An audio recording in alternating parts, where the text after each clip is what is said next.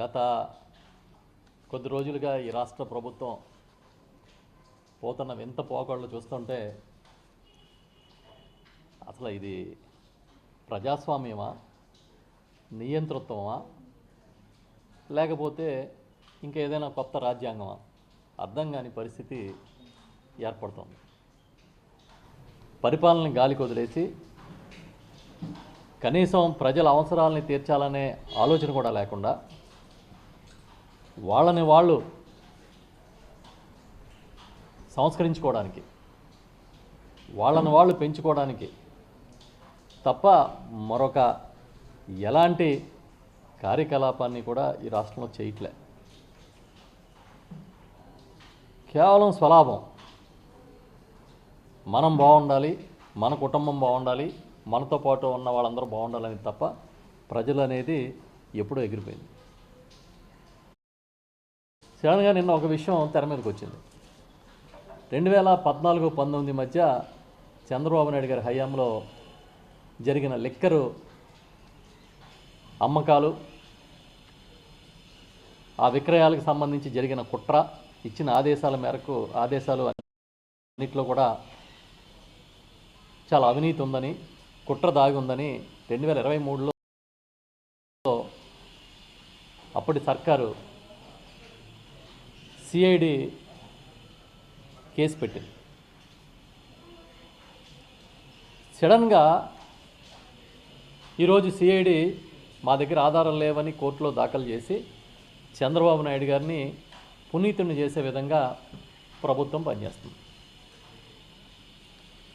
అంటే ఇక్కడ మీకు చూస్తే ఎలా అనిపిస్తుందంటే ఒకే యాక్టర్ 2 క్యారెక్టర్లు చేస్తున్నట్టుగా అనిపిస్తుంది మనకి.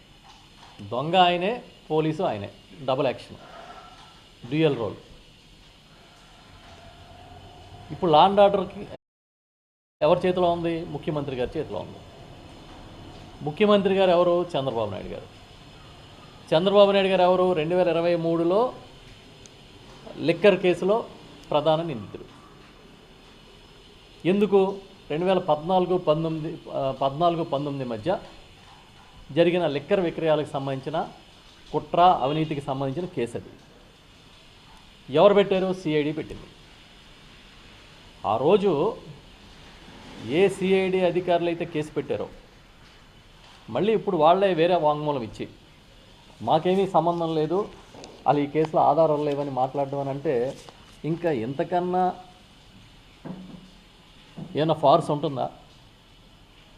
చంద్రబాబు నాయుడు గారు ముఖ్యమంత్రి స్థానంలో కూర్చుని తానే నిందితుడు, తానే విచారణ అధికారి, ఆయన మీదే కేసు ఉంటుంది, ఆయనే ఎంక్వైరీ చేసుకుంటాడు, ఆయనే ఎంక్వైరీ చేసుకుని ఆయనే తీర్పు ఇచ్చేస్తాడు. ఇది ప్రభుత్వం బరితెగింపు కదా అని మేము అడుగుతున్నాం. అసలు ప్రజలు ఏమనుకుంటారు మన గురించి, పాలనా వ్యవస్థను ఎలా నడుపుతున్నామని ప్రజలు భావిస్తున్నారనే ఆలోచన కూడా లేదు మీకు. మీరే పునీతులు అయిపోతారు, మీకు మీరే కడిగేసుకుంటారు, మీకు మీరే తుడిచేసుకుంటారు. అసలు ఈ కేసుని 2014-19 మధ్య సుమారుగా 5,300 కోట్ల రూపాయల మేరకు రాష్ట్ర ప్రభుత్వానికి, రాష్ట్ర ఖజానాకి నష్టం జరిగిందని ఆ రోజు సిఐడి విచారణలో తేల్చారు. దేనికోసం? ఒక 2 జీవోలు ఇచ్చారు 2016లో. ఆ 2 జీవోల ప్రకారం ఏం చెప్పారు? ఏదైతే వీళ్ళకి ఒక ఫీజు మినహాయింపు ఇచ్చారో ఆ ఫీజు మినహాయింపు కానీ, అదేవిధంగా 20% అదనపు రేట్లు అమ్ముకోవడానికి అనుమతి ఇవ్వడం, 14 కొత్త డిస్టిలరీ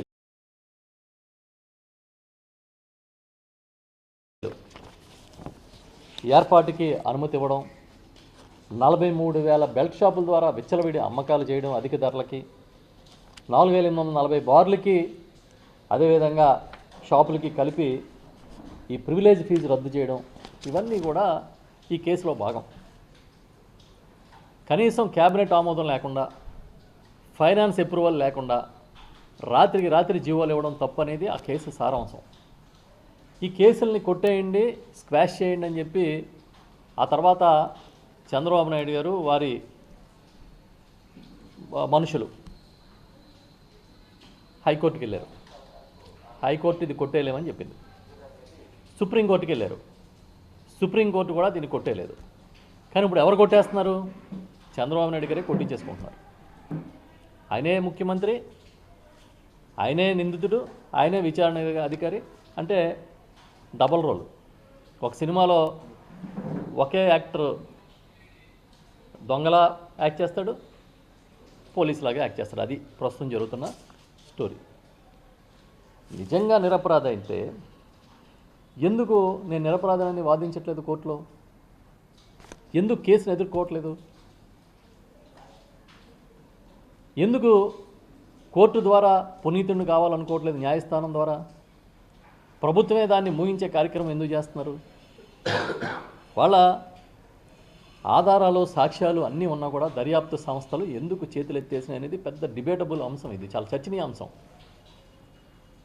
ఐఏఎస్ అధికారులను బెదిరిస్తారు, ఐపీఎస్ అధికారులను బెదిరిస్తారు. అసలు ఇప్పుడు వైఎస్ఆర్ ప్రభుత్వంలో ఒక లిక్కర్ స్కామ్ జరిగిందని చేస్తున్న ప్రచారానికి మూలం ఈ స్కాము. ఈ స్కామ్ ఎప్పుడైతే దొరికిందో దీనికి కౌంటర్గా వైఎస్ఆర్ గవర్నమెంట్లో కూడా ఏదో స్కామ్ జరిగినట్టు చిత్రీకరించి తమ సొంత ప్రసార సాధనాలతో దాన్ని పబ్లిసిటీ చేశారు. ఆ వాసుదేవరెడ్డి అని ఒక ఎండి బెవరేజెస్ కార్పొరేషను ఆయన్ని పట్టుకెళ్ళి బెదిరించారో ఇంకేం చేశారో ఆయన తప్పుడు వాంగ్మూలాలు ఇచ్చి దాన్ని బిల్డప్ చేశారు. ఇప్పుడు కూడా ఆ వాసుదేవరెడ్డి గారు ఎండీగా ఉన్నప్పుడు ఇచ్చిన పిటిషన్ని, ఆ వాంగ్మూలాన్ని మళ్ళీ ఆయన రివర్స్ చేశాడు. అంటే మీరు అధికారులను బెదిరిస్తున్నట్టే కదా, సాక్షుల్ని బెదిరిస్తున్నట్టే కదా. దీన్ని బట్టి ఏమర్థమవుతుంది? మీరు విచ్చలవిడిగా అధికారాన్ని దుర్వినియోగం చేస్తున్నారనే కదా. మీ మీద కేసులు ఎత్తేయించుకోవడానికి నిజంగా మీ నిరపరాధులైతే కోర్టు ద్వారా పోరాటం చేయాలి కదా. కోర్టు ద్వారా పోరాటం చేయడం మానేసి ఈ రకమైన పోరాటం, ఈ రకమైన ఆరాటం ఎందుకు జరుగుతుందని అంటే ఖచ్చితంగా దీంట్లో తప్పులు జరిగి ఉంటాయని వాళ్ళు కూడా నమ్ముతున్నారు. కాబట్టి ఈ మధ్య పత్రికల్లో చూసా, స్వయంగా ముఖ్యమంత్రి గారే ఈ కేసుల మీద, తన కేసుల మీద ఉన్నతాధికారులతో రివ్యూ చేశారని. ఇది కాకుండా గవర్నమెంట్ డబ్బులతో ఒక సిద్ధార్థ లోద్రా అని ఒక పెద్ద లాయర్ గారిని పట్టుకొచ్చి, ఇటు వైఎస్ఆర్ పార్టీ వేధింపులకి ఆయనే లాయరు, చంద్రబాబు నాయుడు గారి వ్యక్తిగత కేసులకి ఆయనే సలహాదారని వింటా ఉన్నాం. ఆయన పట్టుకొచ్చి ఆయనకి కోట్ల రూపాయల ఫీజులు ఇచ్చి కథ ముందుకు నడిపిస్తున్నారు. ప్రస్తుతం ఈ రాష్ట్రంలో ఈ లీగల్ వ్యవహారాల్లో ప్రభుత్వంలో ఇంటర్నల్గా వాళ్ళ పార్టీలో మాట్లాడుకుంటుందే చెప్తున్నాను నేను. సిద్ధార్థ లోద్రా ఈజ్ పవర్ఫుల్ దెన్ ఆ డిపార్ట్మెంట్ అని, అది వాళ్ళ ఇష్టం. కానీ ప్రజాధనాన్ని ఆయనకి ఇచ్చి మీరు ఏ కేసులు వాదించుకుంటున్నారు? ఈ రోజున అసలు ఈ పెద్ద అవినీతి కేసులో ఆధారాలు లేవని చిలక పలుకులు పలుకుతున్న సిఐడి లా అండ్ ఆర్డర్తో కదా. లా అండ్ ఆర్డర్కి మంత్రిగా దాని బాధ్యులు ఎవరు? ముఖ్యమంత్రి కదా. మరి నీ మీద నువ్వు కేసు ఎలాగెత్తేసుకుంటావని కామన్ సెన్స్ కూడా లేదా అని మేము అడుగుతున్నాం. ఇదే కాదు, చంద్రబాబు నాయుడు గారి హయాంలో స్కిల్ స్కామ్ ఉంది, దాంట్లో ఆయన అరెస్ట్ అయ్యారు. అది కాకుండా fibre net case, inner ring road case, ఇలా చాలా కేసులు ఉన్నాయి. అసైన్డ్ భూములు కుంభకోణం, ఇవన్నీ జరిగినాయి. అధికారులను బెదిరించి మళ్ళీ కోర్టులో కొత్త వాంగ్మూలాలని ఫైల్ చేస్తూ ఉన్నారు. అది రెడ్ బుక్ రాజ్యాంగంలో భాగం. ఏదో విధంగా ఈయన చాలా సచ్చీలను అనిపించుకోవాలి. ఈయన కేసులు అయితే బెయిల్స్ తెచ్చుకోవడం, లేదంటే ఏదో రకంగా బయటపడడానికి ప్రయత్నం చేయడమే తప్ప కోర్టులకు వెళ్ళి న్యాయస్థానాల ముందు నేను నిరపరాధనని వాదించే విధంగా ఇంత ముందు నుంచి కూడా చరిత్రలో ఎప్పుడు జరగలేదని అర్థమవుతుంది మనకి. ఈరోజు అసలు వాసుదేవరెడ్డి ఎవరు? వైఎస్ఆర్ ప్రభుత్వంలో ఆయన ఒక అధికారి. ఆయన ఒక బెవరేజెస్ కార్పొరేషను ఎండీగా ఉన్నాడు. ఈ ప్రభుత్వ మద్యాన విధానం అక్రమ కేసులో ఆయనే ఇచ్చాడు పిటిషన్, ఫైల్ చేసింది ఆయన. ఇప్పుడు ఆయన వచ్చి ఈ దీంట్లో ఒక అబద్ధపు వాంగ్మూలం ఇస్తాడు. అంటే ఏంటి? ఆర్మ్ ట్విస్ట్ చేసి బెదిరించో భయపెట్టో సాక్ష్యాలను కూడా మార్పు చేసుకుంటున్నారనేది మనకు అర్థమవుతుంది. అదేవిధంగా ఇతర అధికారులు కూడా. దీంతోపాటు ఈ అసైన్డ్ భూములు కేసు ఒకటి ఉంది.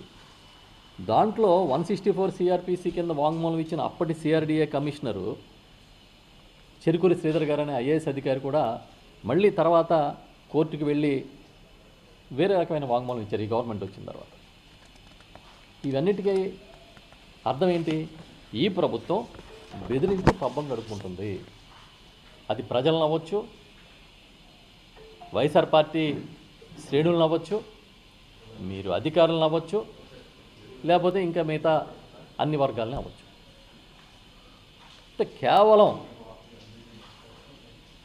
మీరు ఆ రోజు దొరికిపోయారు కాబట్టి దాని నుంచి బయటపడడం కోసమే ఈరోజు మళ్ళీ 2019-24 మధ్య జగన్మోహన్ రెడ్డి గారి సర్కార్లో కూడా ఏదో జరిగిపోయిందనేది క్రియేట్ చేసి ముందుకు తీసుకెళ్తున్నారు. దీనికి అది కౌంటర్ కేసు అనే విషయాన్ని మనం అర్థం చేసుకోవాలి.